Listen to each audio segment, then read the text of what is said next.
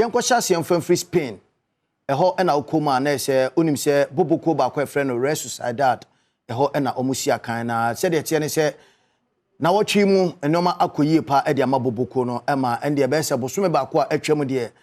team no afra bedru the third position. Na branch ba kwa omugidi se ne modemmo ekon kan yie pa e de ma team no eye abranche friend no Alexander Sorloth. Wono ene abranche ba kwa ende omu kire se said the bosome so a yebeyi man of the month. Edi ma team a Real Sociedad no wo mo atimi apa no na mepacho ye wie no e na chese ne mpanifo e ma na achede won se ye yi man of the match a e se timi e package ebu ane ama okru abi se bi ade kosi a abusua no ehu ane hu sampa bosumi etwem no ona oje player of the month no mepacho ne dia e ne Real Sociedad mpanifo wo mo ekoye ne kama edi ma no ne se wo mo kompoa no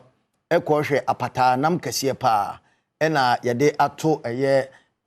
ayi basket mu kama ena ya present ediama abranche friend no eye Alexander Sorloth say ono NJ na player of the month abasobody a Real Sociedad pen for ehwe no eno so omo ediama no unim say matches awdo a obo ebe se enson no ya de say o hye goals be se miensa e obosome ne mo na omo gidi say ne body mo ena kanwa enam so ama team no etimi akonanim na yi a ya de ama no ene say wonyenam no na onfa ene so de bekwa akɔhye fridge mu na de bia da no wabie no ahwe nanim a medjuma di se eno so ehon komo akra enso eno no ma